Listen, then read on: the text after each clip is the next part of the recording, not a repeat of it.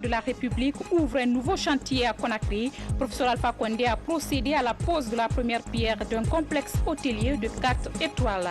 À Mandiana, fin des travaux du barrage hydro-agricole dans les plaines de Koundian, la nouvelle réjouit les riverains. Ils s'activent désormais dans la pisciculture, devenue pour eux une source de revenus. Voilà pour les titres. Encore bienvenue à tous. À la une, le président de la République a ouvert ce matin un autre chantier à Koléa dans la commune de Matama. Professeur Alpha Condé a procédé à la pose de la première pierre de construction d'un complexe hôtelier Azalaï de 4 étoiles. Situé sur le site de l'ancien abattoir de Koléa, cet hôtel viendra s'ajouter à d'autres infrastructures hôtelières déjà réalisées. Reportage Sanassi Keita. C'est sur ce site d'une surface de 6200 m² qui va être construit en l'espace de 2 ans un complexe hôtelier de standing moderne de 4 et 3 étoiles, appelé Azalaï Hôtel. La cérémonie de pose de la première pierre de construction de cette infrastructure hôtelière a enregistré la présence de plusieurs personnalités, sous la conduite du président de la République, professeur Alpha Condé, en compagnie de son épouse. Un autre chef-d'œuvre hôtelier qui vient ainsi s'ajouter à ceux déjà réalisés et en cours de réalisation à Conakry. Je citerai de passage le Palm Hôtel de 5 étoiles de Camayen avec 124 chambres. L'hôtel 4 étoiles d'Almamia avec 184 chambres. L'hôtel 5 étoiles Manquepa avec 380 chambres. L'hôtel 4 étoiles China Sandarvalia et ses 128 chambres. L'hôtel Sheraton 5 étoiles de Kipé avec 300 chambres. L'hôtel Radisson 5 étoiles de Koloma avec 270 chambres. Enfin, l'hôtel Onomo de Koléa avec 100 chambres.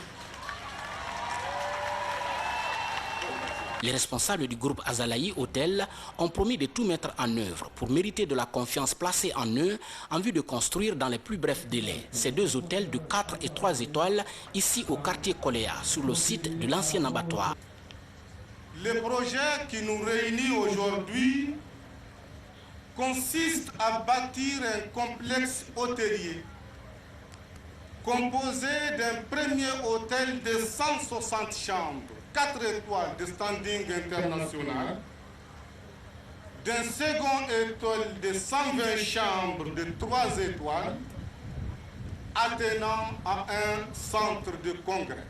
Ce complexe que nous voulons être un joyeux architectural donnera au pays et à la capitale Conakry un nouveau visage, j'en suis sûr. L'honneur est ainsi revenu au président de la République, professeur Alpha Condé, de procéder à la pose de la première pierre de construction du complexe hôtelier Azalaï. Complexe qui comprendra 135 chambres, dont 4 suites. Le budget prévisionnel de ce complexe s'élève à 52 millions de dollars. Ce qui va du coup créer, selon le directeur général délégué de Azalaï Hôtel, 380 emplois directs et 1000 autres indirects. Et puis bientôt la relance du projet Simandou. Le chef de l'État a conféré hier en audience avec les partenaires impliqués dans ce projet d'exploitation du minerai de fer de Simandou. Les représentants de Rio Tinto et de China Ilco s'engagent à respecter leur part de contrat dans l'exécution de ce grand projet minier. Ibrahima Keïta, compte rendu. En recevant ces 2 délégations, le ministre d'État chargé des investissements et du partenariat public-privé a réitéré le souhait du président de la République, professeur Alpha Condé, à voir l'exploitation du minerai de fer de Simandou se concrétiser au plus vite. Ainsi, les représentants de Rio Tinto et de Chinalco ont, avec le ministre de l'État, évoqué tous les aspects liés au projet, de l'étude de faisabilité en passant par la construction des rails et du port. Les 2 parties ont mis l'accent sur leur volonté de faire de ce projet ambitieux une réalité, et cela dans un bref délai. Peu après, les 2 délégations ont été reçues en audience par le chef de l'État, professeur Alpha Condé. En plus de la délégation de Rio Tinto, celle de Chinalco avait en son sein des banquiers, des constructeurs de rails et de ports. Au cours des entretiens, professeur Alpha Condé a insisté sur un partenariat fécond gagnant-gagnant avant d'inviter toutes les parties au respect des engagements et Rio Tinto se dit disposé à aller jusqu'au bout. Cette visite est un signe fort de l'intérêt et de l'engagement de Chinalco pour le projet. Et nous souhaitons vraiment que Chinalco puisse nous accompagner, comme ils l'ont fait jusqu'à maintenant, pour le développement de ce projet.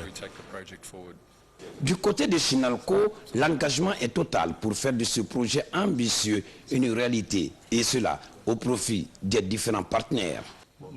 Nous avons un entretien avec son Excellence, Monsieur le Président, tout à l'heure. Nous sommes d'accord avec l'importance indiquée par le Président lui-même. Une fois le projet Simandou soit réalisé, le peuple guinéen peut avoir des bénéfices et les bien-être. Ce projet va promouvoir encore le développement économique et social pour l'État guinéen. Nous allons faire tout ce que nous pouvons faire, tous nos efforts pour la réalisation du projet Simandou. Au nom du gouvernement guinéen, le ministre d'État en charge du secteur minier a mis l'accent sur l'intérêt que le pays accorde à l'exploitation du minerai de fer du Simandou. Tout cela démontre la volonté de toutes les parties de soutenir le projet Simandou et de le mener à terme conformément aux aspirations du peuple guinéen et les instructions de M. le Président de la République.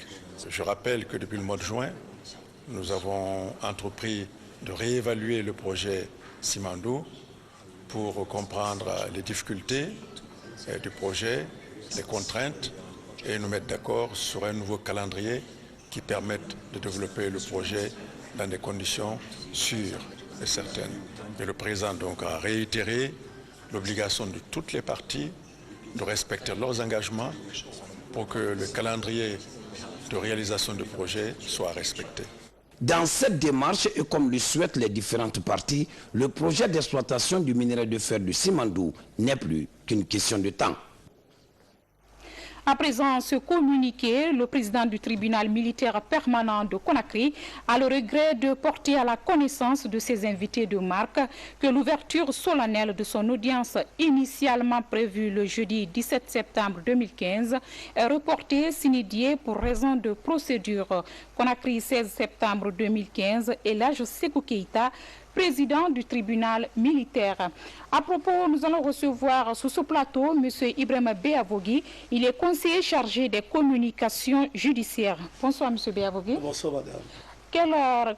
Quel commentaire faites-vous par rapport à ce report? Je suis venu personnellement sur ce plateau pour préciser qu'il n'y a pas d'autre raison, sinon que des raisons de procédure qui ont été à la base de ce report. Essentiellement des questions de procédure, parce qu'il faut purger toutes les questions de procédure avant qu'une audience soit tenue. Et quelles sont ces procédures? Je ne voudrais pas rentrer dans tous les détails de la procédure, mais pour qu'une audience soit tenue, il faut que l'information judiciaire soit complètement bouclée. Et une fois que l'information judiciaire est complètement bouclée, les personnes renvoyées devant le tribunal peuvent être jugées. Donc il faut purger ces questions de procédure qui sont des questions d'ordre public. Ce qui fait qu'aujourd'hui, je suis venu pour insister et persister sur le fait que c'est uniquement et essentiellement pour des questions de procédure qui vont être purgées bientôt. Et quand elles seront purgées, nécessairement, il faudrait que justice soit faite dans les jours à venir. Merci pour ces précisions, M. Béavogui Ibrahima.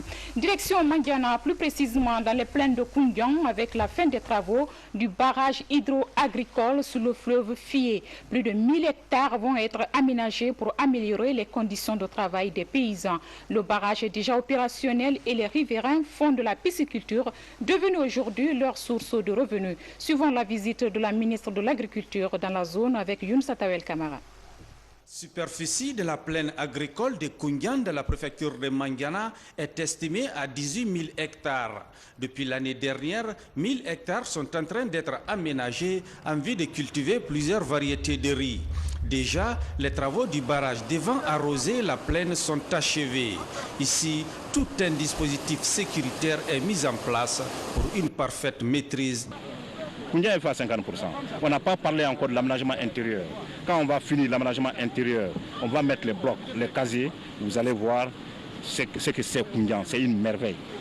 Donc 6 mois de saison pluvieuse, la pluie prend 6 mois Et les autres 6 mois, c'est cette retenue qui va servir. Aujourd'hui, nous roulons sur cette digue et nous avons vraiment ce déversoir et ce bassin de retenue qui est là, d'un volume, d'une capacité de 8 millions de mètres cubes d'eau qui seront là et qui vont servir à irriguer cette plaine de 1000 hectares.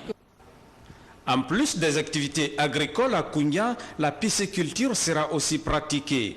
En attendant la fin des travaux d'aménagement de la plaine, les riverains commencent à tirer profit du barrage alimenté par le cours d'eau des Fillets. D'abord, ce barrage a une importance capitale pour les habitants de Koungna. Le poisson de mer n'est plus consommé à Koungna grâce à l'aménagement de ce barrage.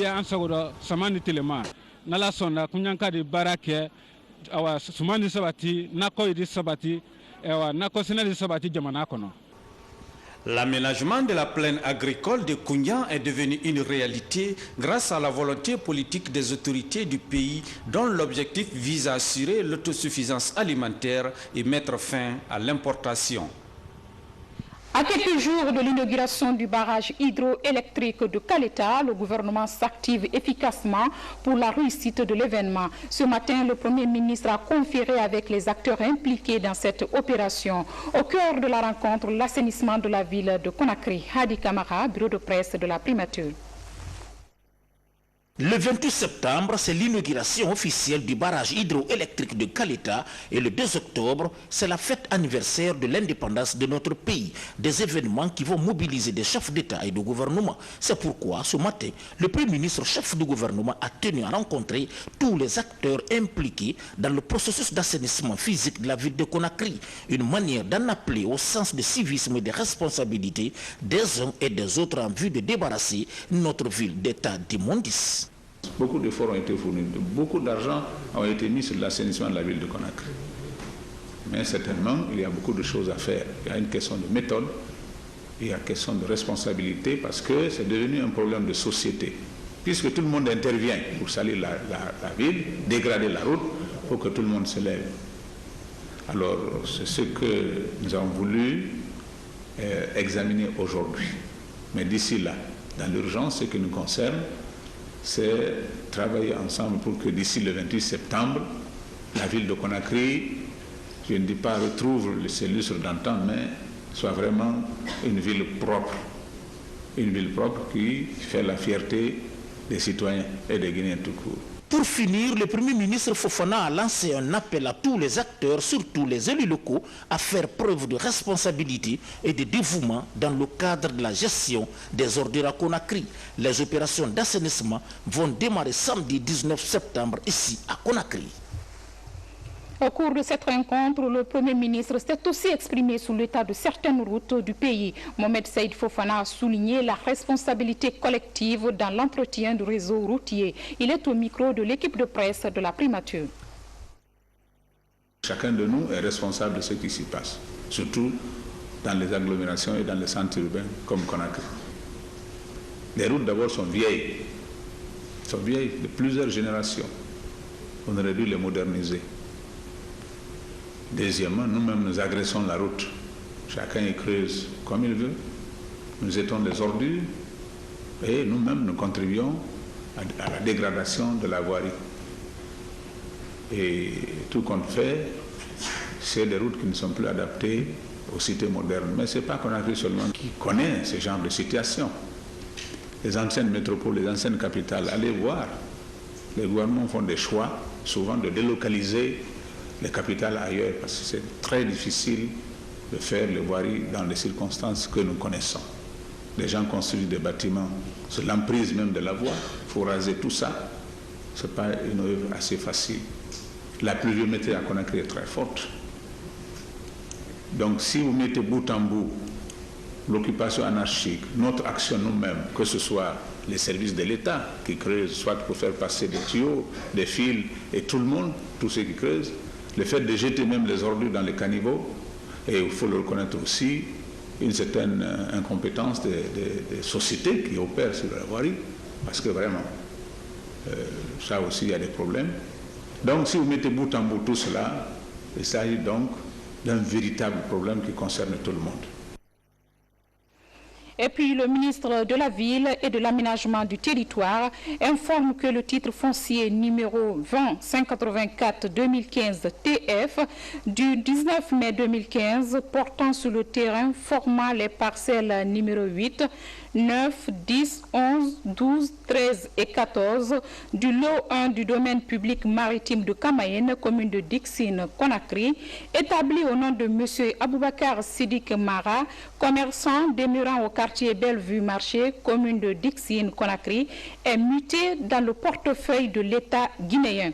Conakry, 4 septembre 2015, le ministre M. Lousseni Camara. Protection de l'environnement avec l'appui de la Banque africaine de développement aux agents conservateurs de la nature. L'institution financière vient de doter ses agents en équipement en vue d'améliorer leurs conditions de travail.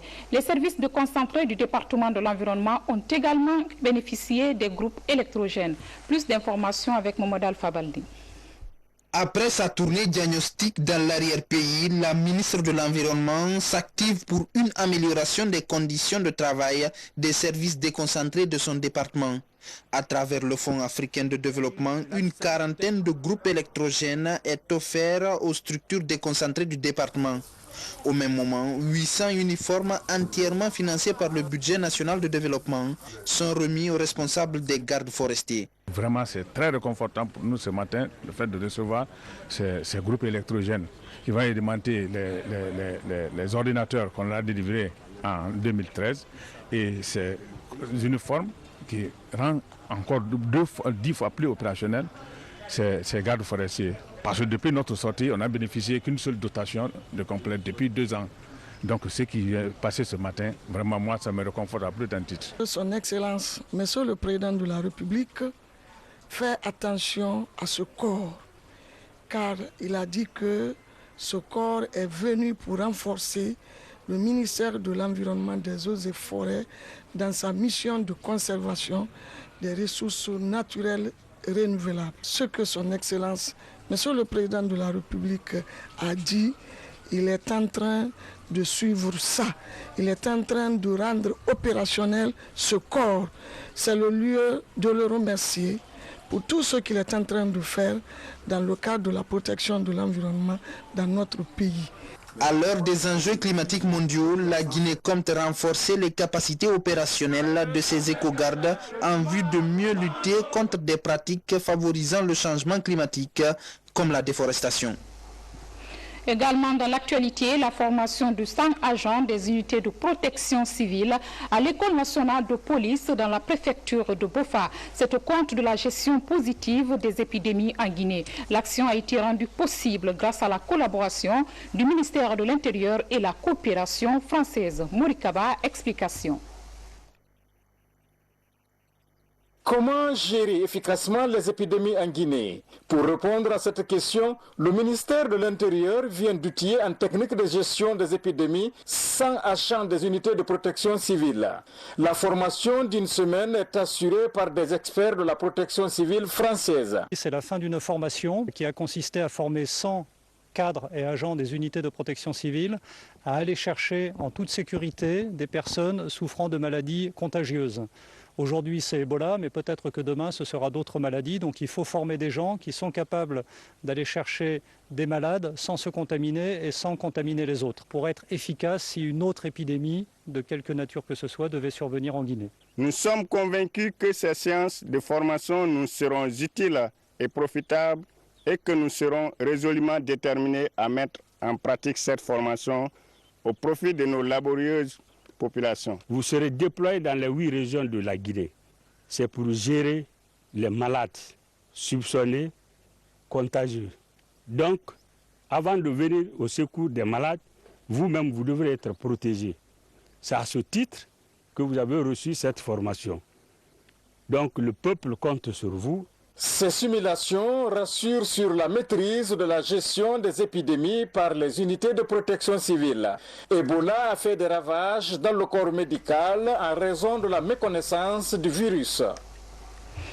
En bref, dans le cadre de la riposte à l'épidémie de poliomyélite dans la région de Farhana, Labé, Kankan et de Zéro-Corée, le ministère de la Santé, en collaboration avec ses partenaires, organise du 16 au 19 septembre 2015 la vaccination de riposte contre cette épidémie. La dite vaccination concerne tous les enfants de 0 à 59 mois, quel que soit leur statut vaccinal. Les zones concernées sont les aires des districts sanitaires des 4 régions suscitées. À Conakry, tenu d'une table ronde sur la mobilisation des ressources de la 5e enquête statistique. Objectif, rechercher une synergie d'action entre le gouvernement et les partenaires pour un développement durable de notre pays. La cérémonie s'est déroulée en présence des deux parties, le ministère de la Coopération internationale et la coordination régionale des enquêtes basée à Dakar. Le résumé des travaux avec Hadjaram Touré. Initialement prévue pour l'année 2014, la mobilisation des ressources en faveur de la 5e enquête à indicateurs multiples et de mobilisation de ressources financières a été confrontée aux conséquences de l'épidémie d'Ebola. Le budget de l'enquête, estimé à plus de 1 million de dollars, n'a pu être mobilisé. Cette enquête financière est mieux programmée, mieux orientée, leur intervention sur le terrain. Honnêtement, sans savoir, sans les données statistiques, nous ne pouvons pas faire une bonne programmation ni une planification stratégique devant nous aider et aider le pays à aller vite dans ce programme de développement. La coordinatrice régionale des enquêtes basée à Dakar a insisté sur l'intérêt de cette opération pour notre pays. Dégager des financements pour la mise en œuvre de cette étude, qui est extrêmement importante pour la Guinée puisqu'elle permettra de disposer d'indicateurs à jour dans les domaines de la mortalité des enfants, l'état nutritionnel des enfants, le niveau d'éducation, la lutte contre le VIH, la lutte contre le palu, la lutte contre les maladies diarrhéiques, le niveau de développement des jeunes enfants, on a beaucoup de choses, le niveau de vaccination des enfants et bien sûr tout ce qui est santé maternelle et infantile, notamment avec l'épidémie qui a frappé le pays, voir si les structures de santé ont été désorganisées pendant toute cette période-là. Le représentant adjoint de l'UNICEF en Guinée invite à la conjugaison des efforts pour une mobilisation d'ici la fin de l'an 2015, le financement requis. Guy Yogo, le représentant adjoint de l'UNICEF, a rassuré que son institution continuera d'apporter à l'Institut national des statistiques toute l'assistance technique nécessaire. À l'étranger, ouverture hier à New York de la 70e session de l'Assemblée générale des Nations unies. Il s'agit d'amender et d'adopter le programme 2030 de développement durable pour tous les peuples. Compte rendu Fatmata Samoura, notre correspondante basée à New York. C'est parti pour la 70e session de l'Assemblée générale des Nations unies. Devant des délégués venus des 193 États membres de l'Organisation des Nations unies, le secrétaire général Ban Ki-moon ouvre la 70e session de l'organe représentatif de l'ONU. Cette session, qui coïncide avec le 70e anniversaire de la création de l'ONU, se focalisera sur les objectifs de développement durable, des objectifs que les pays s'engagent à réaliser dans les 15 ans à venir. Le patron de l'ONU s'est réjoui du maintien des principes tels que définis dans la charte et des progrès réalisés ça et là. Le chef de l'Organisation mondiale a déploré tout de même des foyers de tension dans plusieurs parties du monde. Le nouveau président de l'Assemblée générale, le Danois, a décliné sa stratégie. Une stratégie qui accorde une place de choix à l'atteinte des ODD. Il a promis de défendre tous les États membres au cours de sa présidence, avant de dire son souhait de voir cette session déboucher sur des décisions fortes, mais aussi des actions concrètes au profit de toute la planète. Les jours à venir, les discussions continueront dans les panels de haut niveau pour une organisation mondiale plus forte, juste et équitable qui se battra pour la prospérité de l'humanité. Merci Fatmata Samoura, voilà qui met fin à cette édition. Grand merci à vous de l'avoir suivi. Juste après, vous aurez les échos de la campagne électorale avec Seydouman Diallo. À demain pour d'autres pages d'information. Excellente suite au programme télévisé.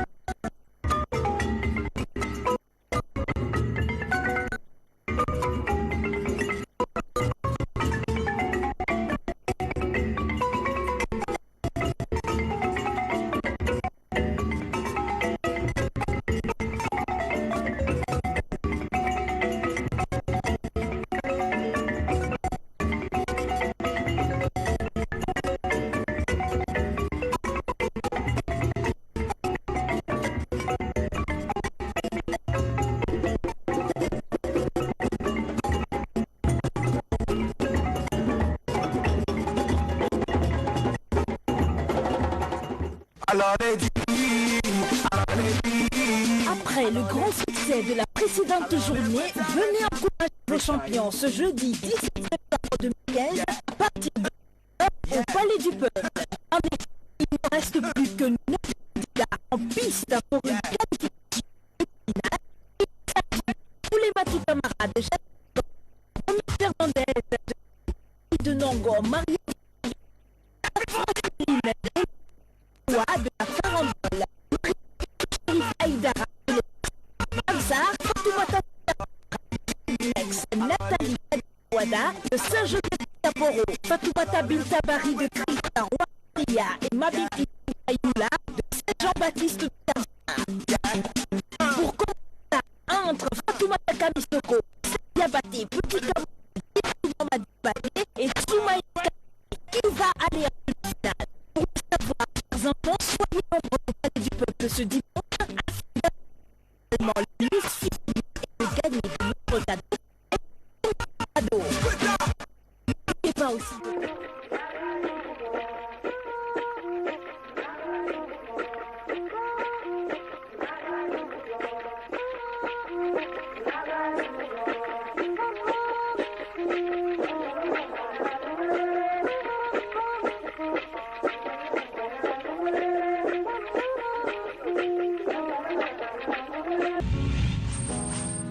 Les familles Sissé, Kamara, Berete, Dieng, Bangoura, Silla, Djabi, Souma, Keita, Sako, Djakite, Diara, Kenema, Traoré, Djoubate, Gilavogi, Sano, Soare, Diallo, Kondé, parents et alliés, remercient tous ceux qui, de près ou de loin, ont compati à leur douleur lors du décès de leur regretté Hadjafatou Kindia Kamara. Elle informe par la même occasion les ministres en charge des transports et de la fonction publique, de la réforme de l'État et de la modernisation de l'administration, ainsi que l'ensemble des travailleurs des 10 départements, que les cérémonies de sacrifice auront lieu le vendredi 18 septembre 2015 à la Cité de l'Air après la prière de 14 heures. Que l'âme de Hadjafatou Kindia Kamara repose en paix. Amen.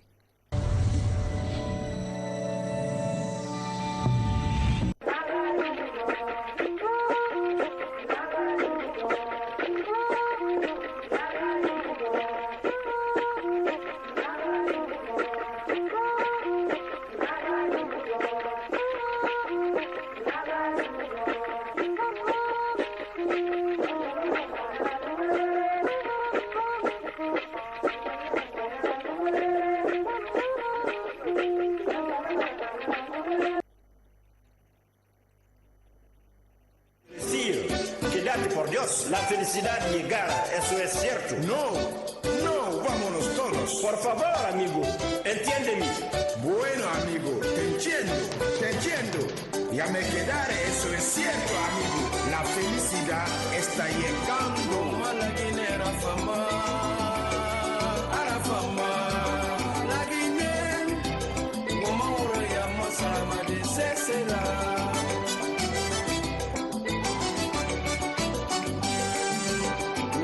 La Guinée Rafama, Arafama, la Guinée, Wamaoro Yama Sarama de Cesera, Alpha Yaya Nusa Moriture, Negereso Negawomba Konya, la Guinée, Wamaoro Yama Sarama de Cesera, de Belatoba Numbina Salifu, Negereso Negawomba Konya, la Guinée.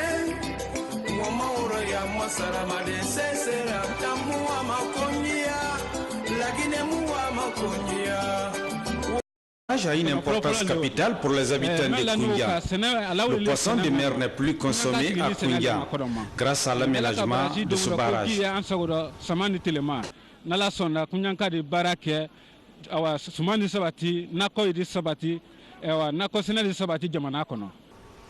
L'aménagement de la plaine agricole de Koundian est devenu une réalité grâce à la volonté politique des autorités du pays dont l'objectif vise à assurer l'autosuffisance alimentaire et mettre fin à l'importation.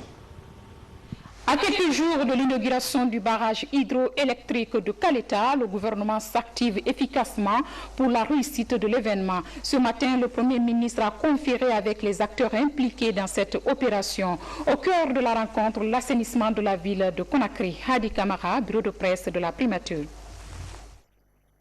Le 28 septembre, c'est l'inauguration officielle du barrage hydroélectrique de Caleta et le 2 octobre, c'est la fête anniversaire de l'indépendance de notre pays. Des événements qui vont mobiliser des chefs d'État et de gouvernement. C'est pourquoi, ce matin, le Premier ministre chef du gouvernement a tenu à rencontrer tous les acteurs impliqués dans le processus d'assainissement physique de la ville de Conakry. Une manière d'en appeler au sens de civisme et de responsabilité des uns et des autres en vue de débarrasser notre ville d'état d'immondice. Beaucoup d'efforts ont été fournis, beaucoup d'argent ont été mis sur l'assainissement de la ville de Conakry. Mais certainement, il y a beaucoup de choses à faire. Il y a une question de méthode, il y a une question de responsabilité, parce que c'est devenu un problème de société. Puisque tout le monde intervient pour salir la ville, dégrader la route, il faut que tout le monde se lève. Alors, c'est ce que nous avons voulu examiner aujourd'hui.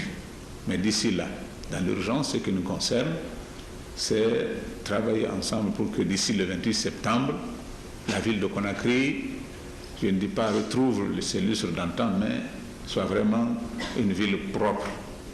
Une ville propre qui fait la fierté des citoyens et des Guinéens tout court. Pour finir, le Premier ministre Fofana a lancé un appel à tous les acteurs, surtout les élus locaux, à faire preuve de responsabilité et de dévouement dans le cadre de la gestion des ordures à Conakry. Les opérations d'assainissement vont démarrer samedi 19 septembre ici à Conakry. Au cours de cette rencontre, le Premier ministre s'est aussi exprimé sur l'état de certaines routes du pays. Mohamed Saïd Fofana a souligné la responsabilité collective dans l'entretien du réseau routier. Il est au micro de l'équipe de presse de la primature. Chacun de nous est responsable de ce qui s'y passe, surtout dans les agglomérations et dans les centres urbains comme Conakry. Les routes d'abord sont vieilles de plusieurs générations. On aurait dû les moderniser. Deuxièmement, nous-mêmes, nous agressons la route. Chacun y creuse comme il veut. Nous jetons des ordures et nous-mêmes, nous contribuons à la dégradation de la voirie. Et tout compte fait, c'est des routes qui ne sont plus adaptées aux cités modernes. Mais ce n'est pas Conakry seulement qui connaît ce genre de situation. Les anciennes métropoles, les anciennes capitales, allez voir. Les gouvernements font des choix, souvent de délocaliser les capitales ailleurs, parce que c'est très difficile de faire les voiries dans les circonstances que nous connaissons. Les gens construisent des bâtiments sur l'emprise même de la voie, il faut raser tout ça. Ce n'est pas une œuvre assez facile. La pluviométrie à Conakry est très forte. Donc si vous mettez bout en bout l'occupation anarchique, notre action nous-mêmes, que ce soit les services de l'État qui creusent, soit pour faire passer des tuyaux, des fils, et tout le monde, tous ceux qui creusent, le fait de jeter même les ordures dans les caniveaux, et il faut le reconnaître aussi, une certaine incompétence des sociétés qui opèrent sur la voirie, parce que vraiment, ça aussi, il y a des problèmes. Donc, si vous mettez bout en bout tout cela, il s'agit donc d'un véritable problème qui concerne tout le monde.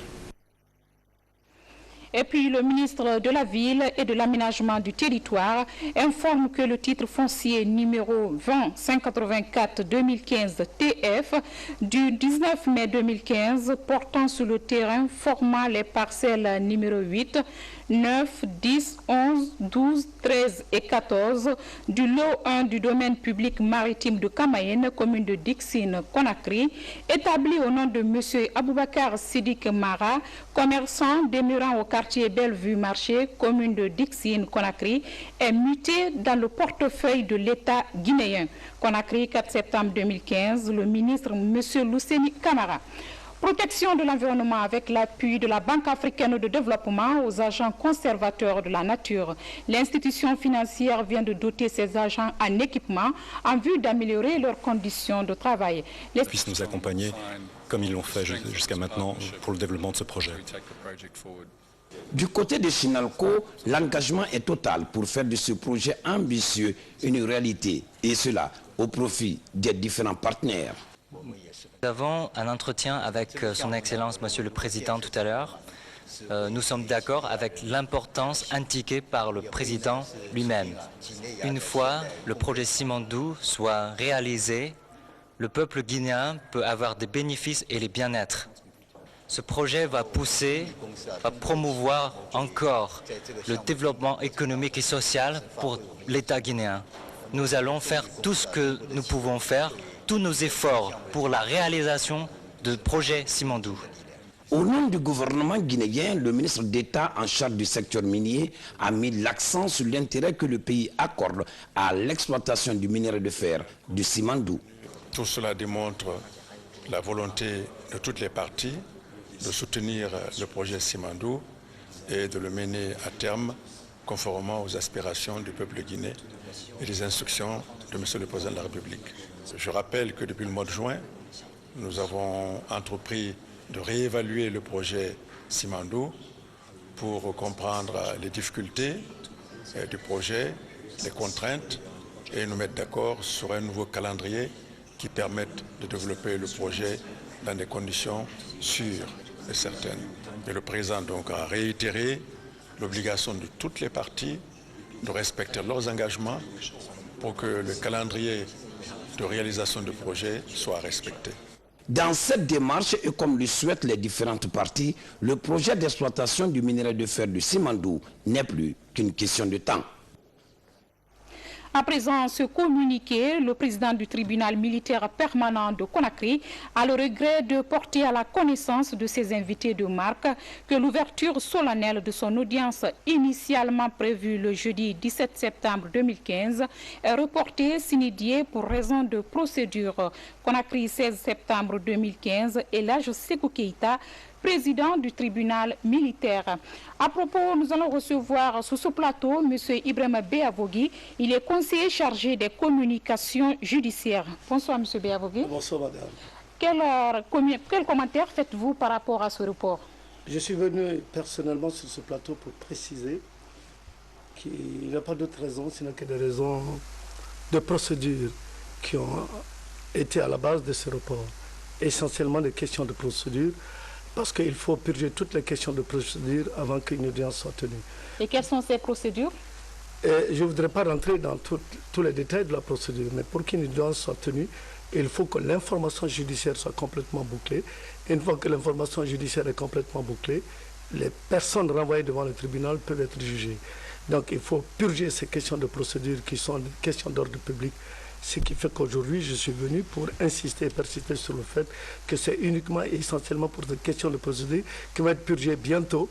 Et quand elles seront purgées, nécessairement, il faudrait que justice soit faite dans les jours à venir. Merci pour ces précisions, M. Béavogui Ibrahima. Direction Mandiana, plus précisément dans les plaines de Koundian, avec la fin des travaux du barrage hydro-agricole sur le fleuve Fié. Plus de 1000 hectares vont être aménagés pour améliorer les conditions de travail des paysans. Le barrage est déjà opérationnel et les riverains font de la pisciculture, devenue aujourd'hui leur source de revenus. Suivant la visite de la ministre de l'Agriculture dans la zone avec Younoussa Tawel Kamara. Superficie de la plaine agricole de Koundian de la préfecture de Mandiana est estimée à 18 000 hectares. Depuis l'année dernière, 1000 hectares sont en train d'être aménagés en vue de cultiver plusieurs variétés de riz. Déjà, les travaux du barrage devant arroser la plaine sont achevés. Ici, tout un dispositif sécuritaire est mis en place pour une parfaite maîtrise. Koundian est fait à 50%. On n'a pas parlé encore de l'aménagement intérieur. Quand on va finir l'aménagement intérieur, on va mettre les blocs, les casiers. Vous allez voir ce que c'est Koundian. C'est une merveille. Donc 6 mois de saison pluvieuse, la pluie prend 6 mois. Et les autres 6 mois, c'est cette retenue qui va servir. Aujourd'hui, nous roulons sur cette digue et nous avons vraiment ce déversoir et ce bassin de retenue qui est là, d'un volume d'une capacité de 8 millions de mètres cubes d'eau qui seront là et qui vont servir à irriguer cette plaine de 1000 hectares. En plus des activités agricoles à Koundian, la pisciculture sera aussi pratiquée. En attendant la fin des travaux d'aménagement de la plaine, les riverains commencent à tirer profit du barrage alimenté par le cours d'eau des Fié. D'abord, à ton enfant, il y a un cambi. Ce barrage nous ne pouvons pas faire une bonne programmation ni une planification stratégique devant nous aider le pays à aller vite dans ce programme de développement. La coordinatrice régionale des enquêtes basée à Dakar a insisté sur l'intérêt de cette opération pour notre pays. Dégager des financements pour la mise en œuvre de cette étude, qui est extrêmement importante pour la Guinée, puisqu'elle permettra de disposer d'indicateurs à jour dans les domaines de la mortalité des enfants, l'état nutritionnel des enfants, le niveau d'éducation, la lutte contre le VIH, la lutte contre le palu, la lutte contre les maladies diarrhéiques, le niveau de développement des jeunes enfants. On a beaucoup de choses, le niveau de vaccination des enfants et bien sûr tout ce qui est santé maternelle et infantile, notamment avec l'épidémie qui a frappé le pays, voir si les structures de santé ont été désorganisées pendant toute cette période-là. Le représentant adjoint de l'UNICEF en Guinée invite à la conjugaison des efforts pour une mobilisation d'ici la fin de l'an 2015, le financement requis. Guy Yogo, le représentant adjoint de l'UNICEF, a rassuré que son institution continuera d'apporter à l'Institut national des statistiques toute l'assistance technique nécessaire. À l'étranger, ouverture hier à New York de la 70e session de l'Assemblée générale des Nations unies. Il s'agit d'amender et d'adopter le programme 2030 de développement durable pour tous les peuples. Compte rendu Fatoumata Samoura, notre correspondante basée à New York. C'est parti pour la 70e session de l'Assemblée générale des Nations unies. Devant des délégués venus des 193 États membres de l'Organisation des Nations unies, le secrétaire général Ban Ki-moon ouvre la 70e session de l'organe représentatif de l'ONU. Cette session, qui coïncide avec le 70e anniversaire de la création de l'ONU, se focalisera sur les objectifs de développement durable, des objectifs que les pays s'engagent à réaliser dans les 15 ans à venir. Le patron de l'ONU se réjouit du maintien des principes tels que définis dans la charte et des progrès réalisés ça et là. Le chef de l'Organisation mondiale a déploré tout de même des foyers de tension dans plusieurs parties du monde. Le nouveau président de l'Assemblée générale, le Danois, a décliné sa stratégie. Une stratégie qui accorde une place de choix à l'atteinte des ODD. Il a promis de défendre tous les États membres au cours de sa présidence, avant de dire son souhait de voir cette session déboucher sur des décisions fortes, mais aussi des actions concrètes au profit de toute la planète. Les jours à venir, les discussions continueront dans les panels de haut niveau pour une organisation mondiale plus forte, juste et équitable qui se battra pour la prospérité de l'humanité. Merci Fatoumata Samoura, voilà qui met fin à cette édition. Grand merci à vous de l'avoir suivi. Juste après, vous aurez les échos de la campagne électorale avec Seydouman Diallo. À demain pour d'autres pages d'information. Excellente suite au programme télévisé.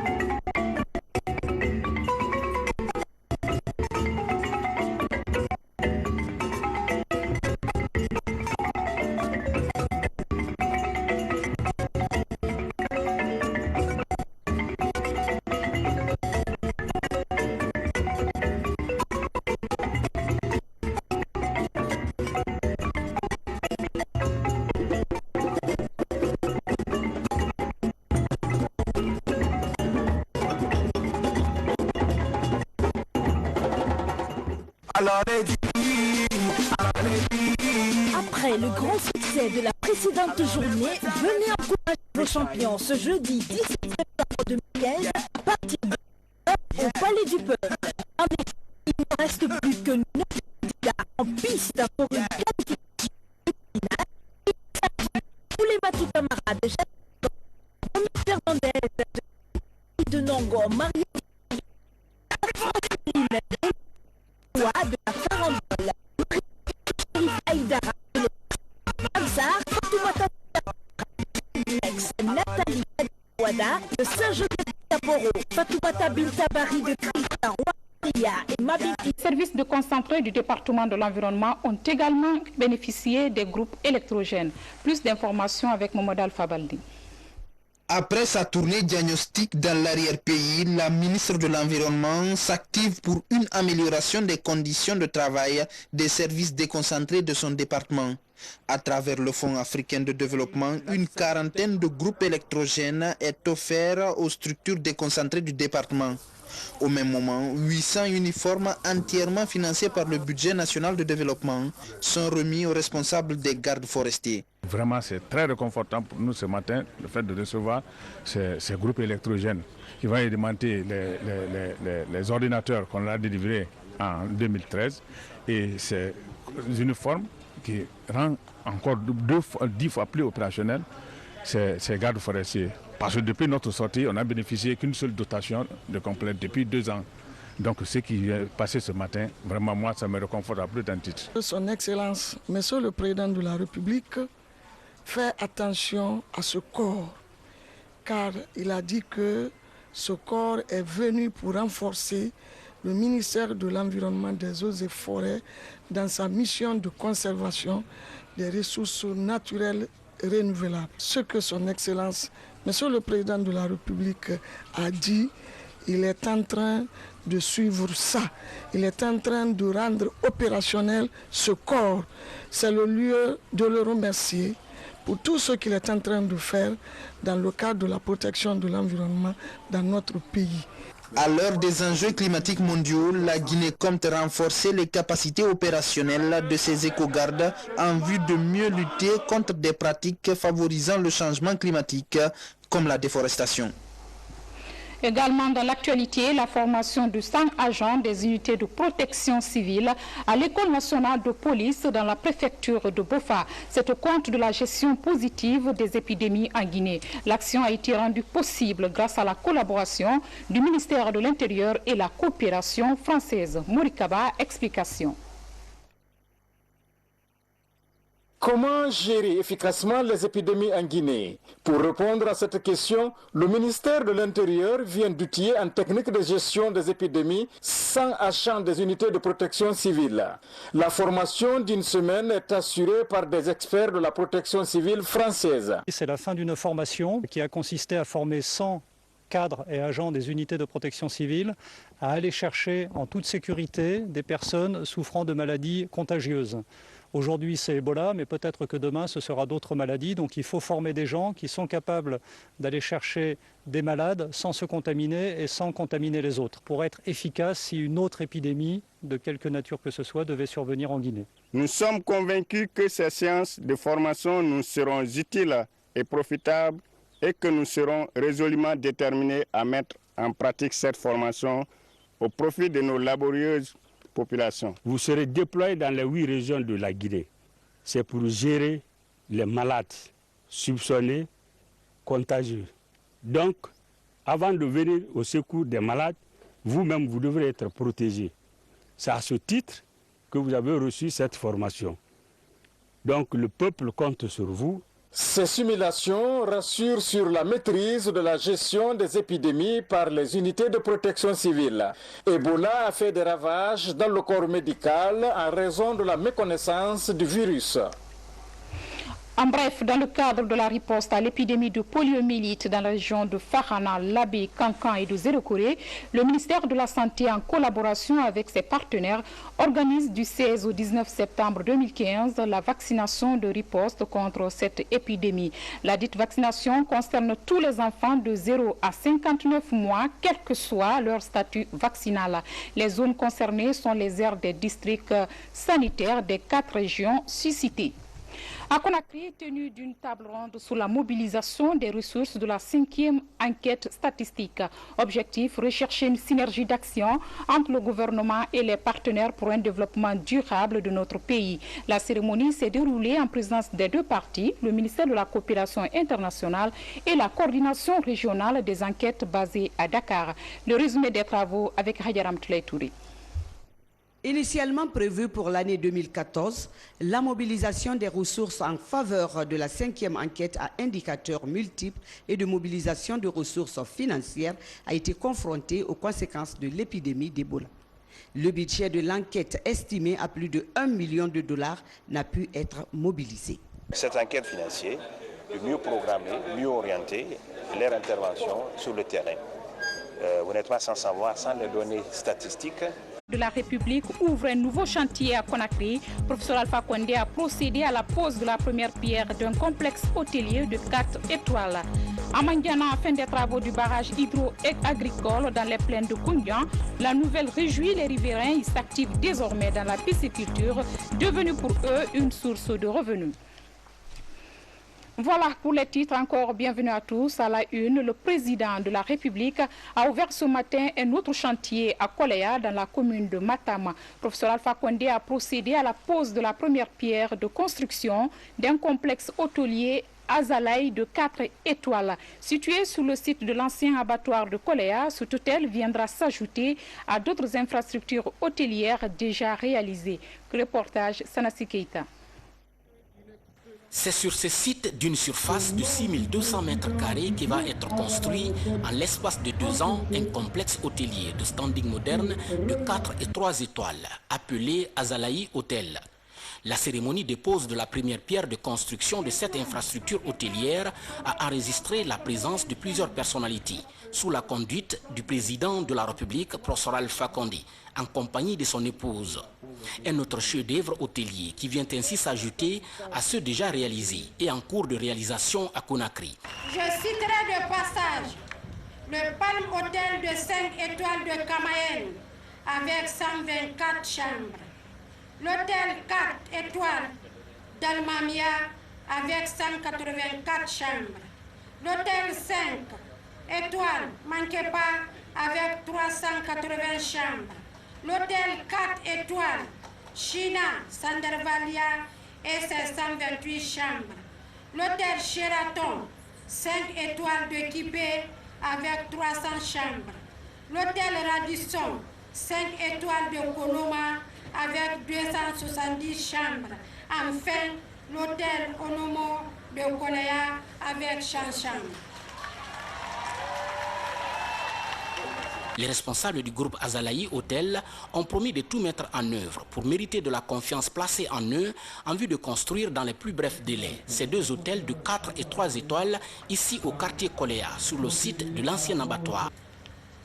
Le projet qui nous réunit aujourd'hui consiste à bâtir un complexe hôtelier composé d'un premier hôtel de 160 chambres, 4 étoiles de standing international, d'un second hôtel de 120 chambres de 3 étoiles, attenant à un centre de congrès.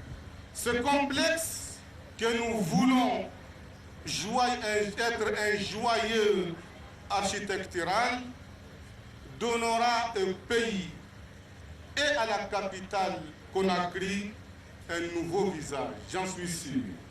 L'honneur est ainsi revenu au président de la République, professeur Alpha Condé, de procéder à la pose de la première pierre de construction du complexe hôtelier Azalaï. Complexe qui comprendra 135 chambres, dont 4 suites. Le budget prévisionnel de ce complexe s'élève à 52 millions de dollars. Ce qui va du coup créer, selon le directeur général délégué de Azalaï Hotel, 380 emplois directs et 1000 autres indirects. Et puis bientôt la relance du projet Simandou. Le chef de l'État a conféré hier en audience avec les partenaires impliqués dans ce projet d'exploitation du minerai de fer de Simandou. Les représentants de Rio Tinto et de China Ilco s'engagent à respecter leur part de contrat dans l'exécution de ce grand projet minier. Ibrahima Keïta, compte rendu. En recevant ces 2 délégations, le ministre d'État chargé des investissements et du partenariat public-privé a réitéré le souhait du président de la République, professeur Alpha Condé, à voir l'exploitation du minerai de fer de Simandou se concrétiser au plus vite. Ainsi, les représentants de Rio Tinto et de Chinalco ont, avec le ministre de l'État, évoqué tous les aspects liés au projet, de l'étude de faisabilité en passant par la construction des rails et du port. Les 2 parties ont mis l'accent sur leur volonté de faire de ce ce projet ambitieux une réalité, et cela dans un bref délai. Peu après, les deux délégations ont été reçues en audience par le chef de l'État, professeur Alpha Condé. En plus de la délégation de Rio Tinto, celle de Chinalco avait en son sein des banquiers, des constructeurs de rails et de ports. Au cours des entretiens, professeur Alpha Condé a insisté sur un partenariat fécond, gagnant-gagnant, avant d'inviter toutes les parties au respect des engagements et Rio Tinto se disposer à aller jusqu'au bout. Cette visite est un signe fort de l'intérêt et de l'engagement de Chinalco pour le projet et nous souhaitons vraiment que Chinalco